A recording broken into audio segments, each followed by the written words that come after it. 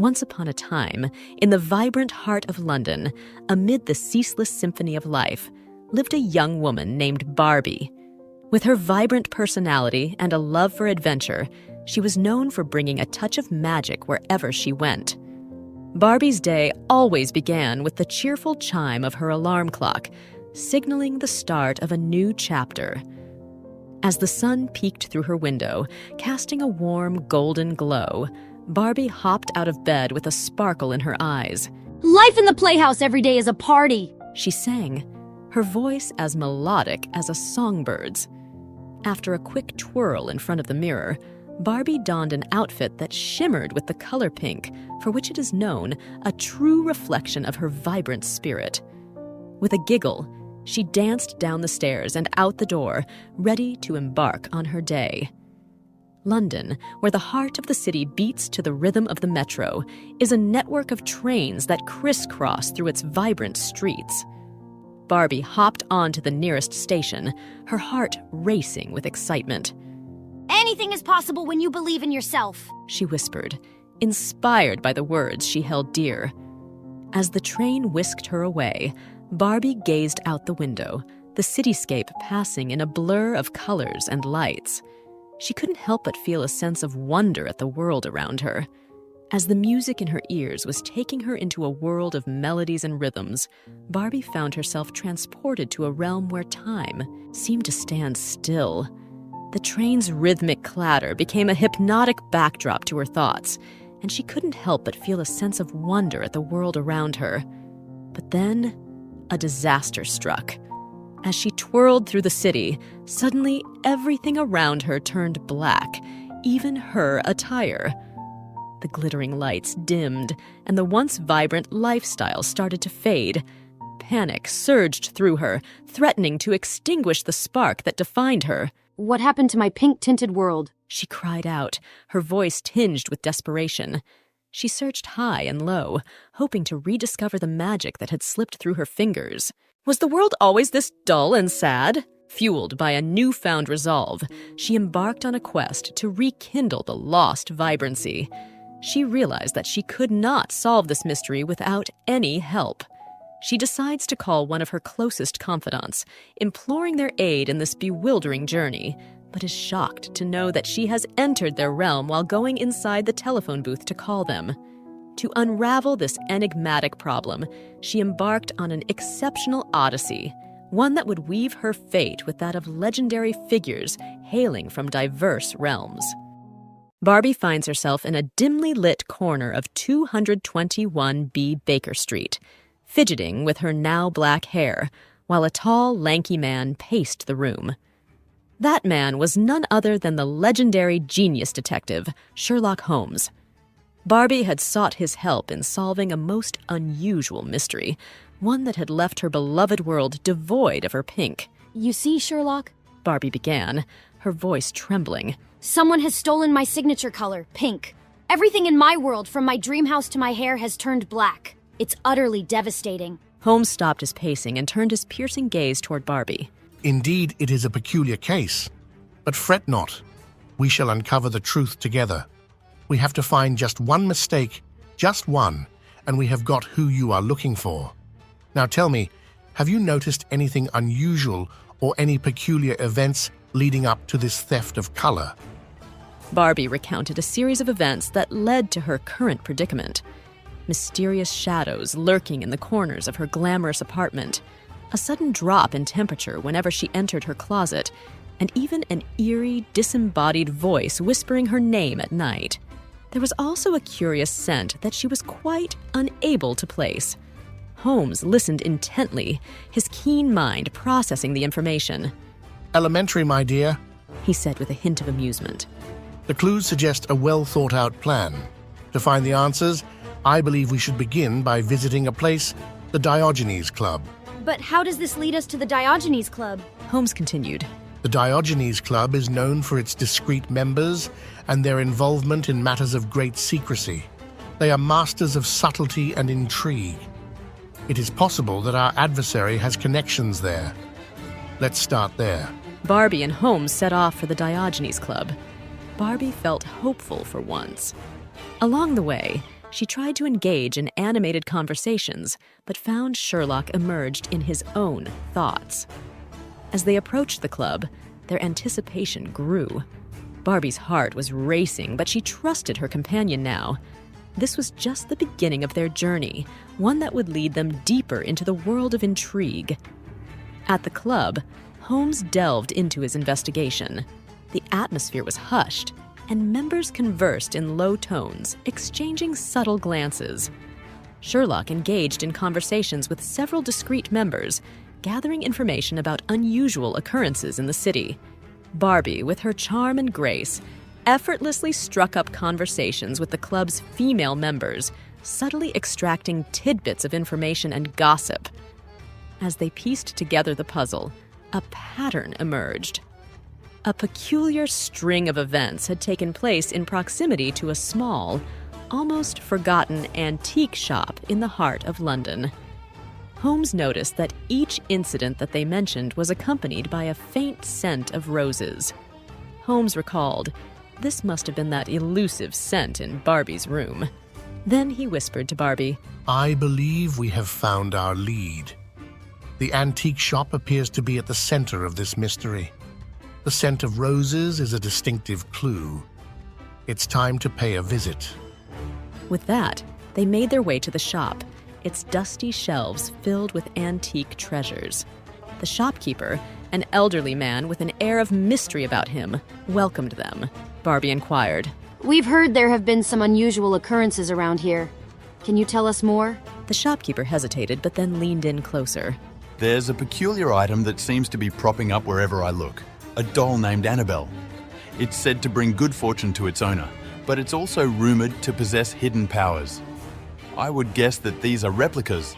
They could never be original. Holmes's eyes lit up with curiosity. May we see this Annabelle? The shopkeeper led them to a dimly lit corner where the doll sat inside a glass case.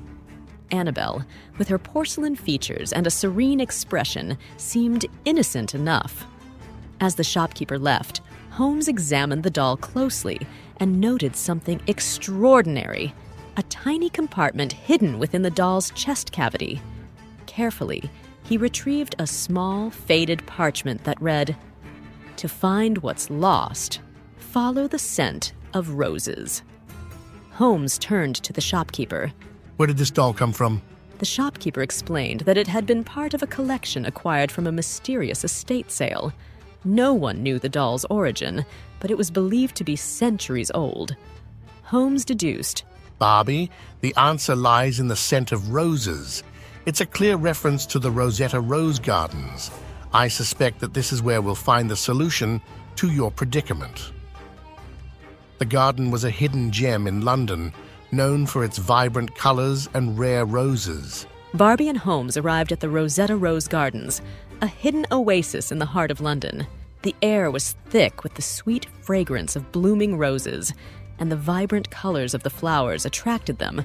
It was a stark contrast to Barbie's now colorless world, and the beauty of it all brought a glimmer of hope to her eyes. Holmes traced the area with his eyes and quickly noted that among the roses there was one bush that stood out, a black rose bush. It seemed distinctly out of place amidst the riot of colors. Barbie, this black rose bush is a deliberate anomaly. Your answer may lie here. Barbie approached the black roses, her heart pounding with anticipation. Sherlock knelt down and carefully examined the soil around the base of the bush, brushing away dry leaves and dirt. His fingers grazed something solid buried beneath the earth. He gently unearthed an old, highly crusted wooden box. Intrigued, he reached for the box, which appeared to have been buried for decades.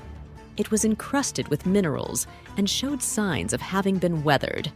He knew the harsh minerals caused the flowers and the tips of the bush to turn black. Gingerly, he opened it and discovered an old, faded photograph of a woman holding a doll that bore a striking resemblance to Annabelle. Holmes studied the photograph intently. He thought to himself, Who is this woman? She has to be important.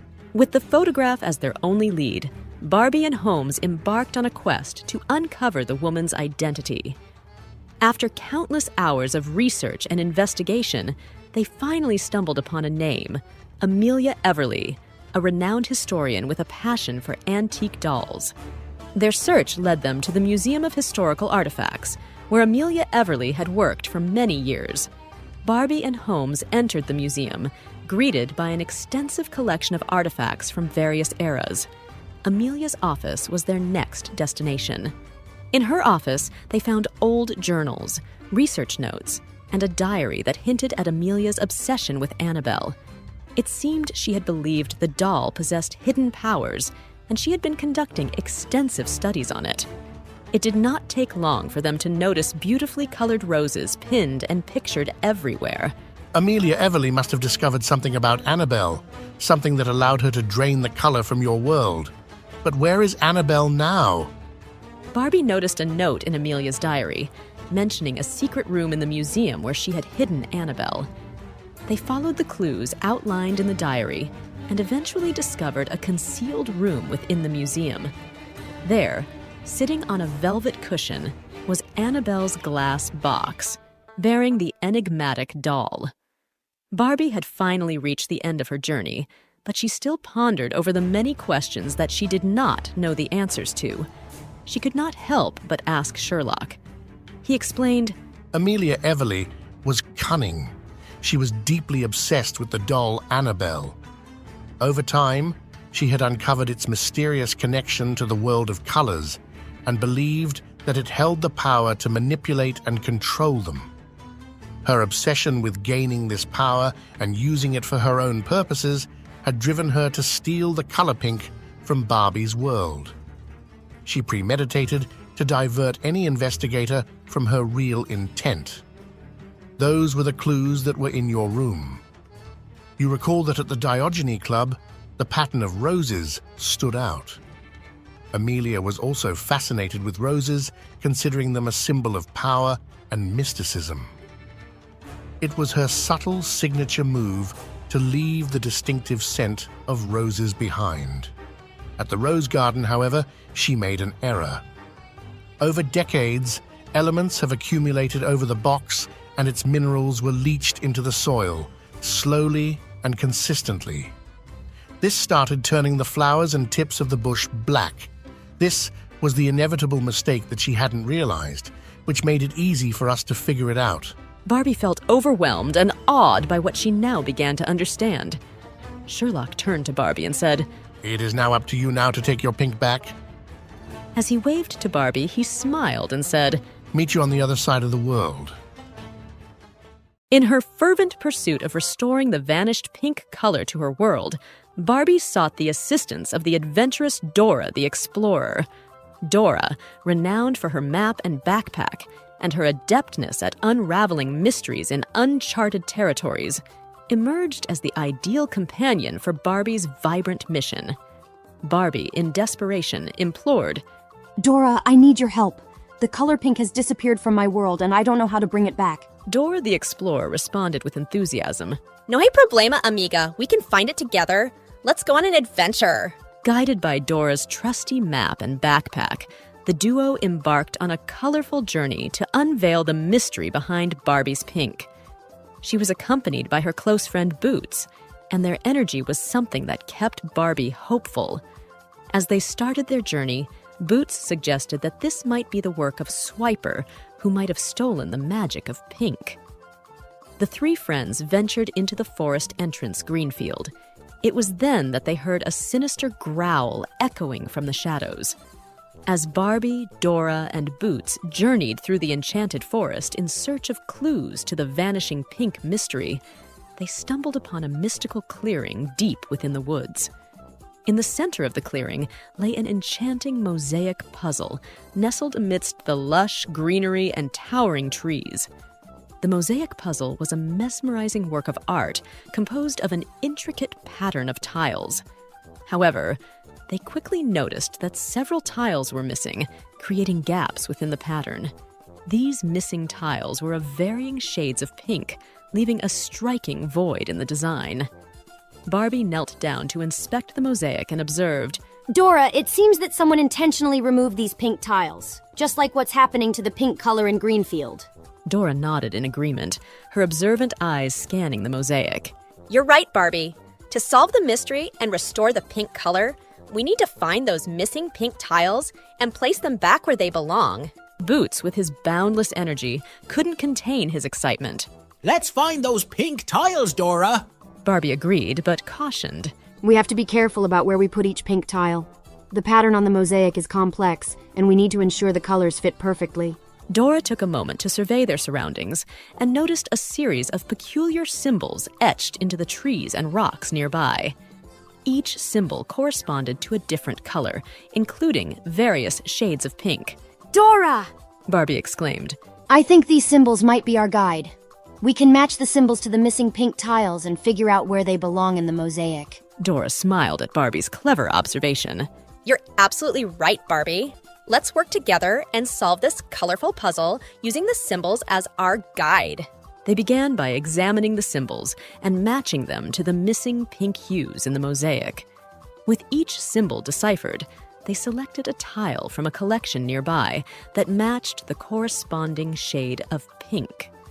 As they placed each tile in its designated spot, the mosaic seemed to come to life.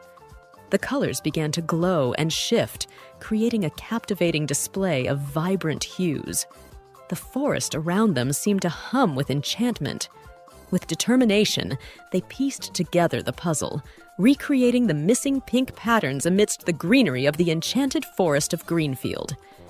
As the final pink tile was set in place, the mosaic emitted a soft, magical shimmer. The colors swirled and formed a sparkling message in the center of the mosaic. Pink is the heart of nature! Barbie and Dora exchanged knowing glances, realizing the profound message of the puzzle. The pink color represents not just beauty, but also the vitality and heart of nature, Barbie said.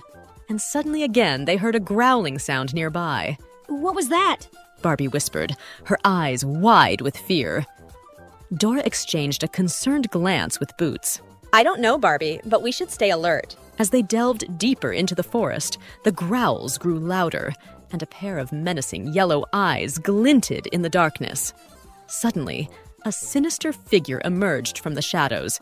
It was the evil wolf, Swiper. Swiper grinned wickedly, revealing sharp teeth. Well, if it isn't Dora and her friends. What brings you to my domain? Dora stepped forward, her backpack securely fastened. Swiper, we're here to solve the mystery of the vanishing pink color. Have you had something to do with it? Swiper chuckled menacingly. Maybe I have, maybe I haven't. You'll have to catch me to find out. Swiper, no swiping! Dora exclaimed. With a mischievous flick of his tail, Swiper disappeared into the woods. Boots hopped up and down, agitated. Oh no, Dora, what do we do now? Dora clenched her map tightly. We follow him and find out what he's up to. But we have to be careful, Boots. Swiper is tricky. With their hearts pounding and determination in their eyes, Dora, Boots, and Barbie chased after Swiper, their adventure taking an unexpected turn into the depths of the museum. Little did they know that the evil wolf held a secret that could solve the vanishing pink mystery once and for all. Dora noticed a map as they entered the museum. Her curiosity piqued. She exclaimed, Look, Barbie, there's a message on this map. Let's read it together. Barbie, being apprehensive, hesitated, but Dora offered comfort. Don't worry, amiga. We have my trusty backpack, and I'm sure it has something to help us. Drawing a magnifying glass from her backpack, Dora enabled them to safely decipher the map, revealing a clue about the missing pink color. Dora the Explorer, excitement evident in her voice, exclaimed, We found a clue, Barbie. It says we need to go to the museum's forbidden room, but we have to be careful. Dora the Explorer, with determination in her tone, asserted, Let's find the way to the forbidden room, amigos. Having successfully solved the puzzle, they advanced to the forbidden room, encountering the enigmatic guardian, the fallen angel. Dora's courage and resourcefulness took center stage as they faced this formidable presence. Dora the Explorer, her voice filled with courage, declared, We won't give up, Barbie. We need to ask the guardian for the final clue, but we must be respectful and kind. Barbie was grateful towards Dora for her wisdom and how it gave strength to their teamwork. She knew this brought her one step closer to unraveling her pink enigma. As Dora left, being an optimist, she filled Barbie with hope and encouragement to go with the same determination to find herself and her pink. Desperate to restore her beloved color pink, Barbie finds Hermione Granger, a skilled witch who offers to help Barbie and lead her through all the clues. Hermione is a prolific mystery solver in the wizarding world. Wait, don't open it! What if it's a dangerous spell inside and we can't undo it? But we have to. Otherwise, you'll never know how to get your pink back. This will probably be the first among many clues. How about we find another way to... Don't worry, this is the restricted section in the library, and all the reliable sources of information are here. You have to let me proceed. The reluctant and frightened Barbie said okay to her friend detective, and they continued to read what was given on the parchment. Monochrome conundrum. Here lies the secret to the color black. The reader loses their most prized possession to get the color of their world back. Possession? Oh, Hermione, am I going to lose something? I'm on a spell? What does it mean? Wait, there's more. There's a clue. I think we need to find Professor Snape's cabin. His room is all black. What if he's behind this? Let's check it out. Snape wasn't in his room.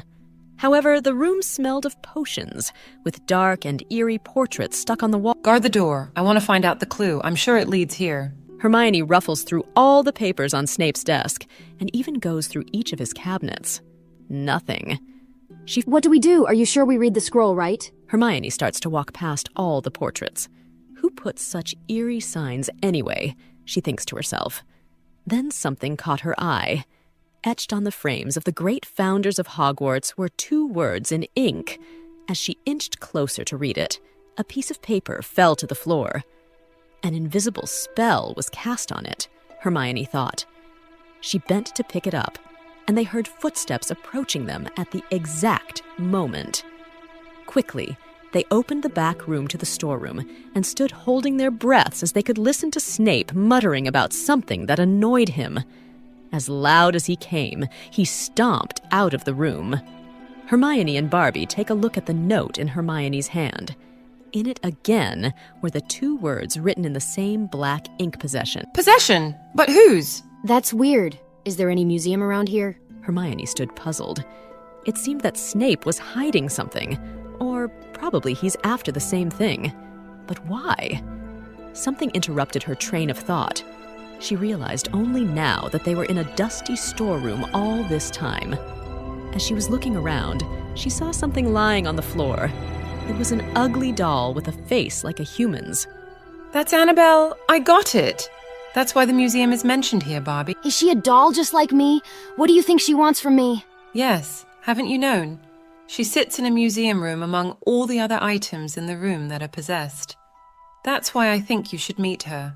But the important thing is, I need to find out how you can get there. She looks at the paper in her hand again. Yes, the tree looked like the Whomping Willow. Snape might have cast a spell on it to guard the entrance to the museum, and from her experience, she knows it's nearly impossible to get past the famous Whomping Willow. As they tiptoed out, they reached the school grounds and looked at the desolate forest. By now, Barbie lost hope. Reaching the doll called Annabelle seemed far away, and she didn't even know if Annabelle held the answers that Barbie wanted. Hagrid's cabin was at a distance. Thinking to find the clue's answer from Hagrid, the 2 reached his cabin, but there was no sight of him. His cabin was lit with just 1 bulb, and Hermione's eyes fell on Hagrid's coat on the chair. She went inside and put her hands into the coat pocket. And voila! She got a small bottle of polyjuice potion in her hand. Thank goodness, she thought. The Whomping Willow looked scarily gigantic and shook furiously when it sensed their presence. Ooh, it really hates visitors, doesn't it? Drink up the potion in your hand. I'm sure the tree will let you in, and then you can slide through the small door behind the tree. Then just follow the corridor and find the room where Annabelle is. Barbie had heard about Annabelle's unique museum of possessed objects and was curious to see it for herself. As she entered the dimly lit museum filled with eerie artifacts, she couldn't help but marvel at the sheer variety of items on display. The museum is a realm of possessed artifacts, each one with a story that sends a shiver down one's spine. The air in the corridors is thick with an otherworldly energy, and there's a sense that the objects themselves are watching, whispering, and perhaps even plotting. The exhibits displayed a mixture of beauty and horror. A century-old mirror reflects more than just the viewer's image. It holds the echoes of past souls. Ancient masks seem to change expressions when you're not looking, and paintings have eyes that follow your every move. Annabelle is right at home among these possessed treasures, her curiosity piqued by the enigmatic nature of each item.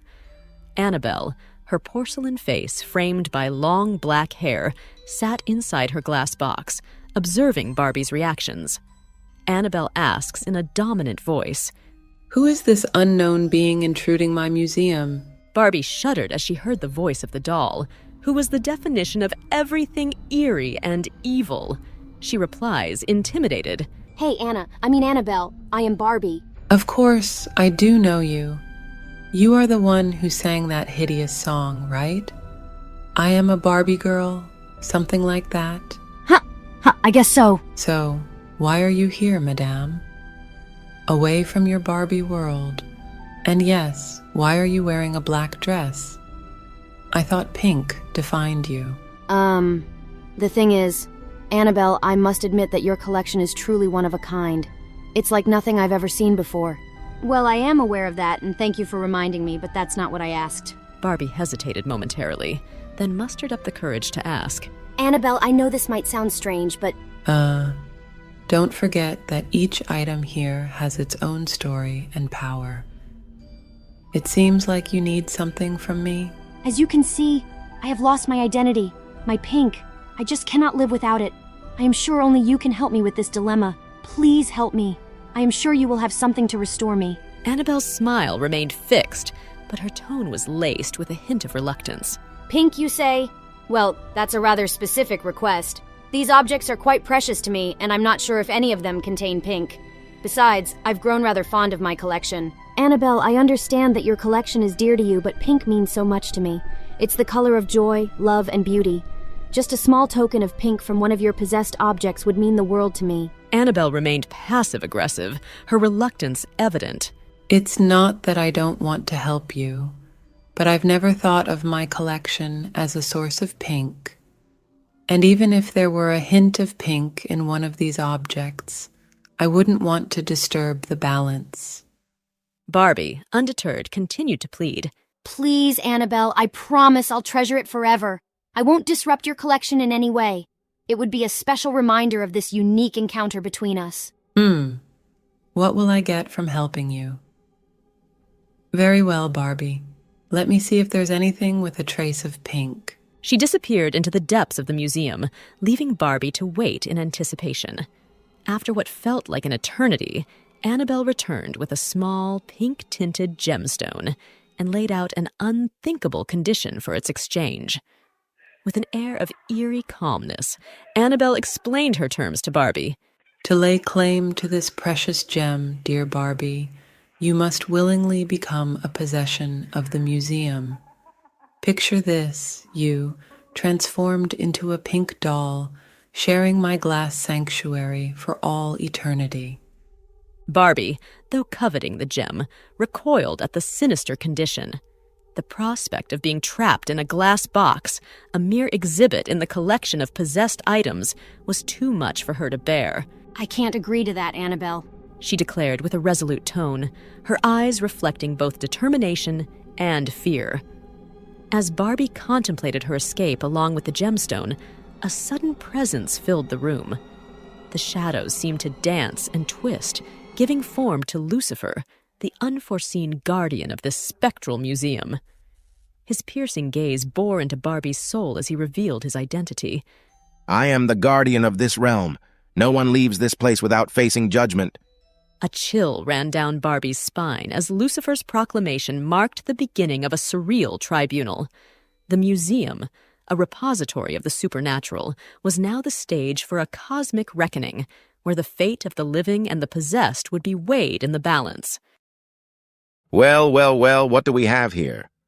A little pink dilemma, I see. You must be Lucifer. Annabelle mentioned you were the guardian of this museum. That's right, darling. Lucifer Morningstar at your service. Now, why the reluctance to stay in that charming glass box with our dear Annabelle? Pink is all you want, isn't it? It's not that simple, Lucifer. I can't be confined like that. I have a whole world to explore, adventures to embark on. Oh, the adventurous type, are we? And yet all you desire is pink. Tell me, Barbie, what is it that you truly desire? Well, I just want my identity back. Pink has always been a part of who I am. But my dear, identities are not confined to a single color. They are an ever-evolving kaleidoscope of shades and hues. You limit yourself if you believe otherwise. But pink has always been a part of who I am. It's what I've known. How can I just let go of that? Change is never easy, my dear. It requires courage and an open heart. Just because you embrace all colors doesn't mean you forsake pink. It's about adding, not subtracting. I never thought of it that way. But what about my past, my history? Won't that be lost? Your past is a tapestry, Barbie. Every shade, every hue contributes to the masterpiece that is you. Embracing all colors only enriches the story. So, I can be more than just pink. But how do I even begin to understand all these other colors? It's a journey, my dear. Take your time. Observe, experience, and let the colors speak to you. You'll find that each one holds its own magic. Maybe you're right. Maybe I've been too fixated on just one aspect of who I am. There you go, Barbie. Now go forth and explore the world in all its vibrant glory. Thank you, Lucifer. I'll remember this. It's a lot to take in. Barbie left the museum, leaving behind the pink gemstone. As she stepped into the sunlight, she felt a weight lift off her shoulders.